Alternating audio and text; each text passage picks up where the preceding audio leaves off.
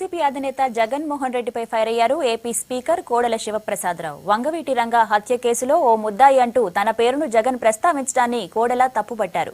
Speaker పదవిలో ఉన్న తనపై ఇలా బురద చల్లటం బాధగా అనిపిస్తోందని, రాజ్యాంగబద్ధమైన పోస్టులో ఉన్నందువల్ల గట్టిగా మాట్లాడలేకపోతున్నానని అన్నారు. పద్ధతి మార్చుకోకపోతే సర్వనాశనమైపోతామని జగన్ను హెచ్చరించారు. తుని హింసాకాండ వెనక జగన్ ఉన్నారని ఆయన ఆరోపించారు. నా సంగతేంటో నర్సరావుపేటకు వచ్చి అడిగితే తెలుస్తుందని, కాపుల ఆందోళనలో న్యాయం ఉందని అన్నారు కోడెల శివప్రసాద్. ఒక గర్జన పేరుతో అంతమంది జనాన్ని పోగేసుకొని వాళ్ళు మాట్లాడి ఆందోళన పథం నడిపించాల్సిన వాళ్ళు మొట్టమొదటి మీటింగ్లోని డీజిల్ డబ్బాలు కిరోసిన్ డబ్బాలతోటి ఏం పని వచ్చింది అక్కడ రావడానికి? ఈ జగన్మోహన్ రెడ్డి రెచ్చగొడితేనే జరిగింది ఇదంతా అనేది నా అభిప్రాయం. జనం అనుకుంటున్నట్టు వాస్తవం ఇది. లేకపోతే ఆ వచ్చిన కారులో జగన్మోహన్ రెడ్డి ఫోటో ఎందుకు పెట్టుకున్నారు? ఇలా నువ్వు ముసలి కన్నీరు ఎందుకు కారుస్తున్నావు? కాపులకు నువ్వు మేలు చేసావా, కీడు చేసావా?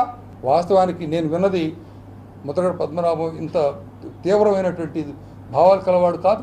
కానీ ఆ అవకాశాన్ని తీసుకొని రౌడీ మొక్కలను లేకపోతే యాంటీ సోషల్ ఎలిమెంట్స్ను తేల్చి చేసినటువంటిదిగా కనపడుతుంది. శాంతియుతంగా చేయడానికి అనేక మార్గాలు ఉన్నాయి, అనేక పద్ధతులు ఉన్నాయి. నీకు పొద్దున్న లేగిస్తే క్రిమినల్ కేసులు, కోర్టులు, లాయర్లు, లేకపోతే అక్రమ పెట్టుబడులు, అక్రమ సంపాదన, ఆ సంపాదనతో పెట్టి దుర్మార్గాలు చేయడం. నువ్వు ఒక రాష్ట్రాన్ని పరిపాలించాలని కోరుకున్నవాడివి.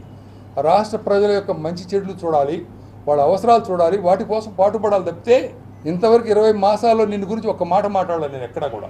నీకు చేత అయితే మాట్లాడు, విమర్శించడం తప్పలేదు. అవాస్తవాలు మాట్లాడబాకు, అక్రమాలు మాట్లాడబాకు. నా సంగతి ఏంటో నీ సంగతి ఏంటో దేశం మొత్తం తెలుసు. పెట్టు, చేత అయితే నన్ను గురించి రిఫరెండం పెట్టు. ఇప్పటికైనా పద్ధతి మార్చుకో. ప్రభుత్వం కూడా కూలంకషంగా విచారణ చేయాలి, నిష్పక్షపాతంగా విచారణ చేయాలి. కాపు సోదరుల జెన్యూన్ డిమాండ్స్ ఏవైతే ఉన్నాయో పరిష్కారం చేయండి, సాటిస్ఫై చేయండి.